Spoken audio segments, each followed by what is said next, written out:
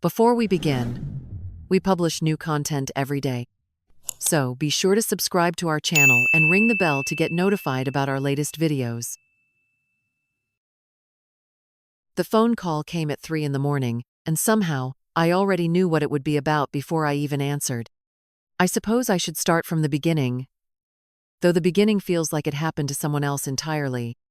My name is Margaret, and I am 72 years old. For the past 15 years, I have been what you might call the family caretaker. The one everyone turns to when things go wrong. The one who always says yes, even when every fiber of my being wants to scream no. It started innocently enough, as these things usually do. When my husband Robert passed away at 57 from a sudden heart attack, I was left not just widowed but somehow designated as the family safety net.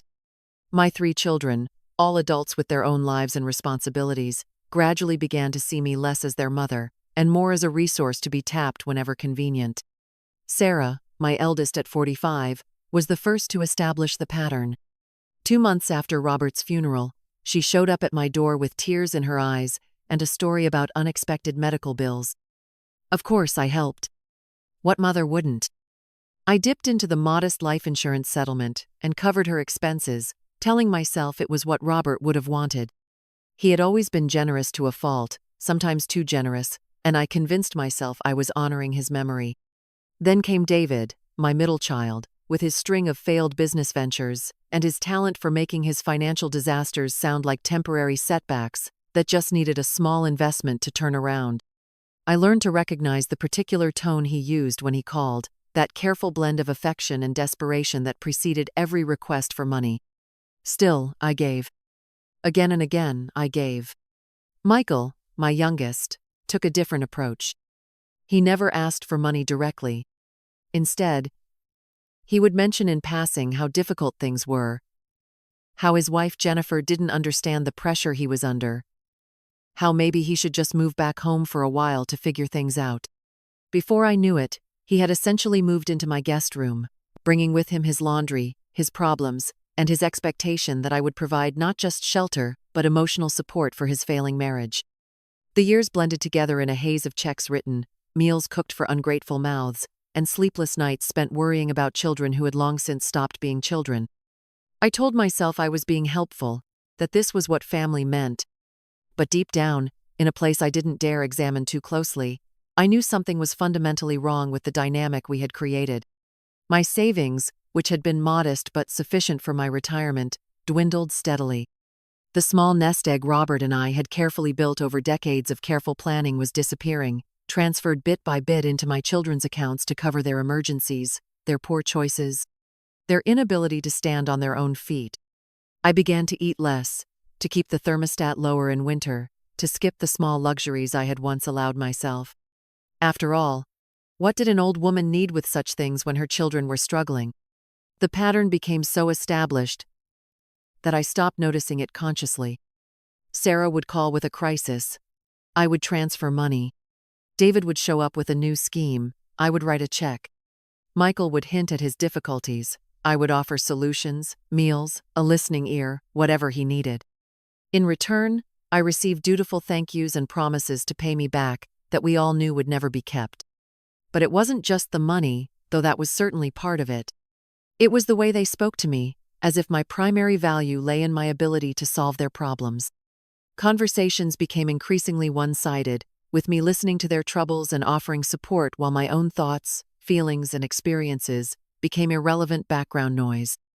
When I tried to share something about my day or my concerns about my own health, I could hear the distraction in their voices, the polite patience of people waiting for me to finish so they could return to more important topics. The turning point came on what should have been an ordinary Tuesday in November. I had been feeling unwell for several weeks, a persistent fatigue that seemed to seep into my bones and make even simple tasks feel overwhelming. I had finally worked up the courage to see Dr. Patterson, my longtime physician, for what I assumed would be a routine checkup. Instead, I found myself sitting in his office listening to words like irregular heartbeat and additional testing needed, and we need to monitor this closely. He explained that my blood pressure had reached dangerous levels and that my heart was showing signs of strain. He asked about stress in my life, about my diet, about whether I was taking care of myself. The irony of that last question hit me like a physical blow. Taking care of myself? When had I last done that? When had I last put my own needs first, or even considered that I might have needs worth prioritizing? Dr. Patterson scheduled me for several follow-up appointments and tests, and as I drove home, I felt a strange mixture of fear and something I couldn't quite identify at first. It took me the entire drive to realize it was relief. Relief that someone had finally told me I mattered enough to take care of. Relief that my body was forcing me to confront what my mind had been trying to ignore. That evening, I called Sarah to tell her about the doctor's visit. I thought she should know, thought perhaps she might offer some support or comfort. Instead, I found myself listening to a 20-minute monologue about her teenager's latest drama and her husband's work stress. When I finally managed to mention my health concerns, she responded with a distracted, "Oh no, Mom, that sounds scary," before immediately launching into a request for help with her daughter's college application fees. I hung up feeling more alone than I had felt since Robert's death.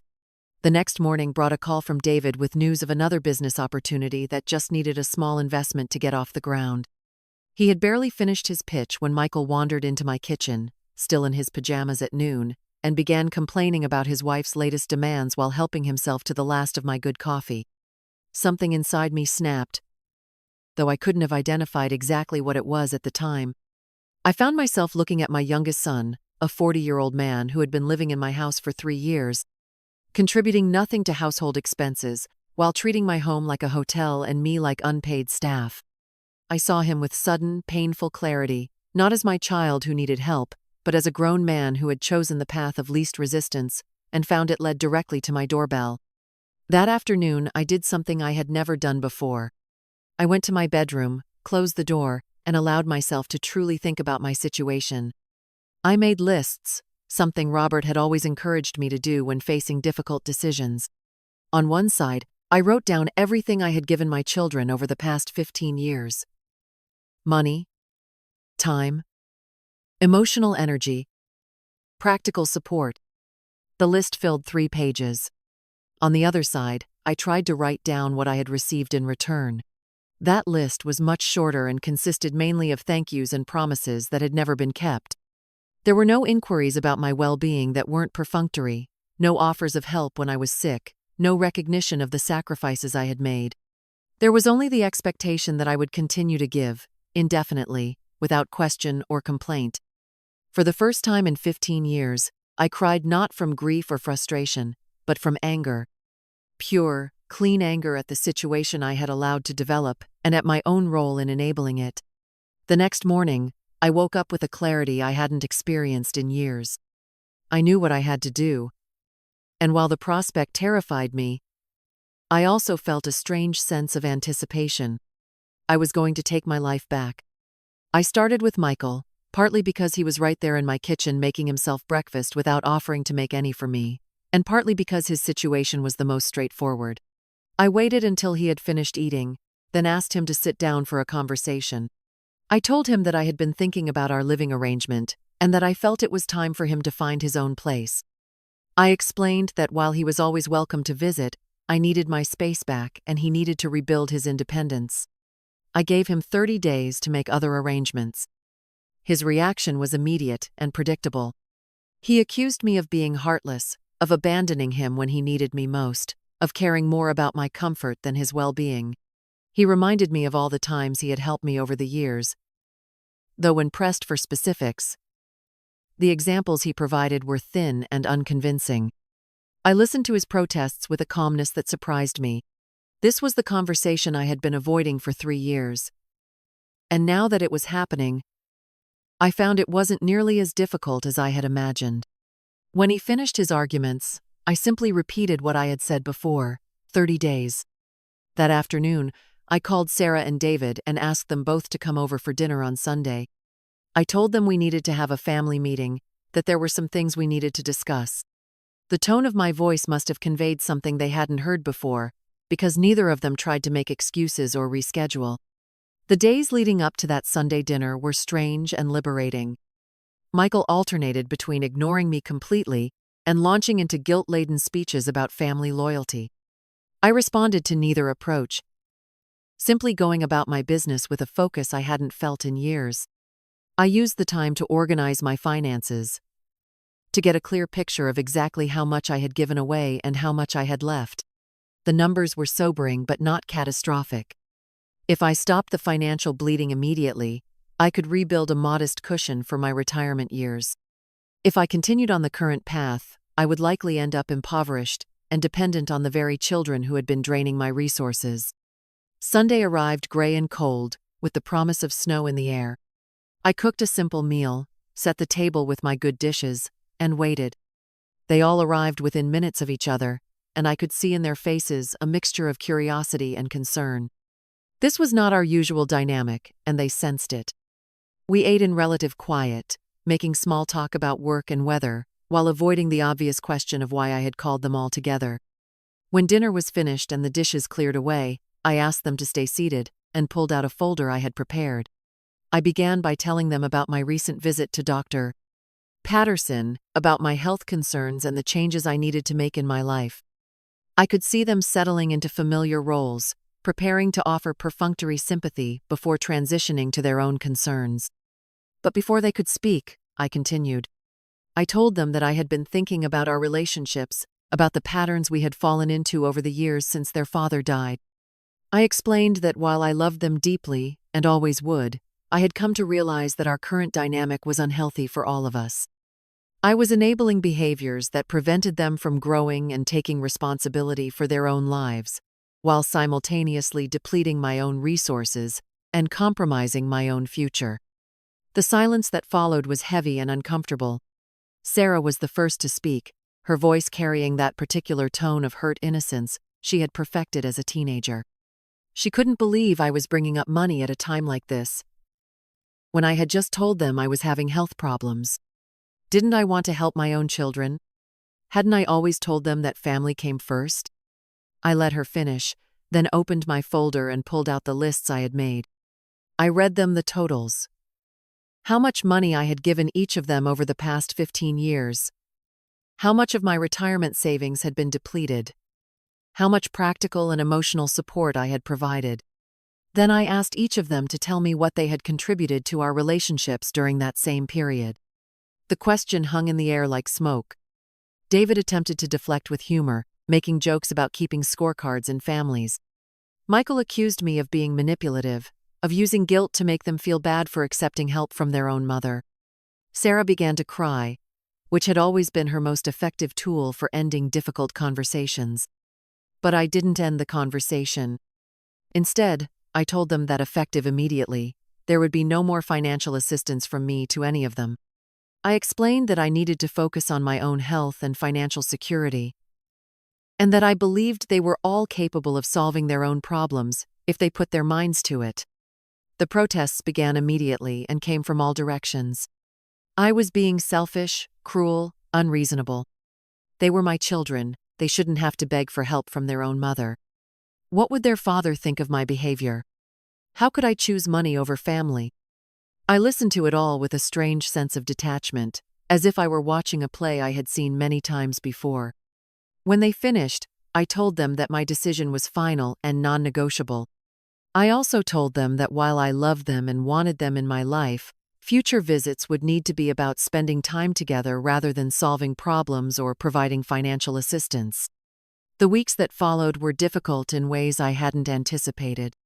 The silence from my children was almost complete, broken only by occasional text messages that alternated between attempts at guilt and accusations of abandonment. Michael found an apartment and moved out without fanfare, taking with him 3 years' worth of accumulated resentment and barely contained anger. For the first time in 15 years, I was alone in my house. Really alone, with no one to cook for, no one's problems to solve, no one's needs to anticipate. The quiet was initially unsettling, almost oppressive. I had become so accustomed to being needed that I wasn't sure who I was when no one needed me. But slowly, I began to rediscover myself. I started reading again, something I had given up when it became clear that any time spent on my own interests was time not available for family crises. I began taking walks in the morning, listening to the sounds of my neighborhood waking up.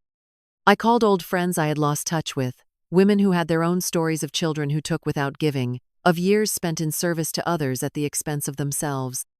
The most surprising discovery was how much I enjoyed my own company. For decades, I had defined myself primarily through my relationships with others: wife, mother, helper, problem solver. Without those roles to play, I had been afraid I might disappear entirely. Instead, I found that underneath all those identities was simply Margaret, a woman with her own thoughts, preferences, and dreams. 6 months after our family meeting, Sarah called. Her voice was different, less demanding, and more tentative. She asked how I was feeling, and for the first time in years, she actually listened to my answer. We talked for 20 minutes about my health, my daily routine, a book I was reading. When she hung up, she didn't ask for anything, and I realized it was the first conversation we had had in years that left me feeling energized rather than drained. David took longer to come around. His pride had been wounded by my refusal to invest in his latest venture, and he seemed to view my new boundaries as a personal betrayal. When he finally called, it was to tell me about a job he had taken, a regular job with steady pay and benefits. He sounded different too, more grounded somehow, as if the absence of my financial safety net had forced him to find his footing in ways he hadn't before. Michael remained the most resistant to change. His calls, when they came, were still focused on his grievances and his struggles. But gradually, even he began to adapt. Without my house as an escape route, he was forced to work on his marriage or end it. Without my emotional labor to process his feelings, he had to develop his own coping mechanisms. The process was slow and often painful to watch, but it was his process, not mine. The first Christmas after our family meeting was awkward and stilted. We all gathered at Sarah's house, and I could feel them watching me, waiting to see if I would slip back into old patterns. When Michael's daughter asked me for money to buy Christmas presents, the entire room went silent. I smiled and suggested she might earn some money by helping her grandmother with household chores, then changed the subject to ask about her school play. It was a small moment, but I could see in their faces that they finally understood. The old Margaret, the one who said yes to everything and everyone, was gone. In her place was someone who loved them just as much but valued herself enough to say no when necessary. That night, as I sat in my own living room in my own house, I felt something I hadn't experienced in 15 years. Contentment. Not happiness exactly, which has always struck me as too fleeting and dependent on external circumstances, but a deep, quiet satisfaction with the choices I had made and the life I was building. My health improved significantly once I stopped carrying the weight of everyone else's problems on my shoulders. Dr. Patterson was pleased with my progress and attributed much of it to reduced stress levels. I told him about the changes I had made in my family relationships, and he nodded knowingly. Apparently, I wasn't the first patient he had seen whose health problems were directly related to chronic caretaking and boundary issues. 2 years have passed since that November morning when everything changed. My relationships with my children are different now, but in many ways they are better. Without the constant undercurrent of financial need and emotional dependence, we have been able to rediscover what we actually like about each other as people. Our conversations are more balanced, our time together more enjoyable. Sarah has become more independent and confident in her decision-making. She still faces challenges, but she approaches them as problems to be solved rather than crises requiring rescue. David's business ventures are smaller now but more realistic, and he has learned to research opportunities thoroughly before committing to them. Michael and his wife worked through their problems and seem to have found a more stable foundation for their marriage. They all still face difficulties, because that is simply the nature of adult life. But they handle those difficulties themselves, calling me for advice when they want it, rather than expecting me to provide solutions. They have learned to see me not just as a resource but as a person with my own needs and limitations. The most unexpected gift of this entire experience has been the discovery of who I am when I am not constantly giving myself away. I volunteer now at the local library, helping elderly patrons navigate the computer system and find books they enjoy. I have joined a book club and a walking group.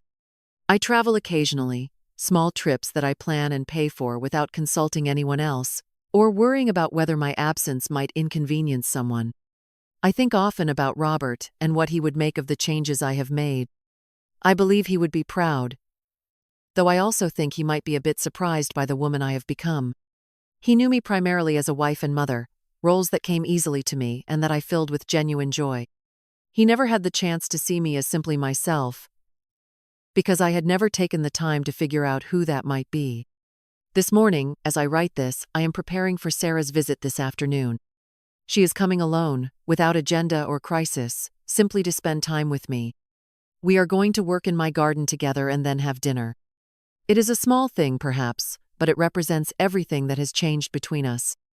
I look back on that frightened, depleted woman I was 2 years ago, and I feel compassion for her but no regret about the choices I have made since then. She did the best she could with the understanding she had at the time. But understanding evolves, and with it, the courage to make different choices. The phone rings now, and I answer it without the familiar tightness in my chest, without wondering what crisis awaits me on the other end of the line. Sometimes it is indeed a crisis, but it is no longer automatically my crisis to solve. Sometimes it is simply someone who wants to talk, to connect, to share a piece of their day with me because they value my thoughts and opinions, not just my ability to fix their problems. I am 74 now, and while I cannot know how many years I have left, I am certain of this: I will spend them as myself, Margaret. A woman who learned to say no so that her yes could have meaning again. It is perhaps the most important lesson I have ever learned, and certainly the most liberating.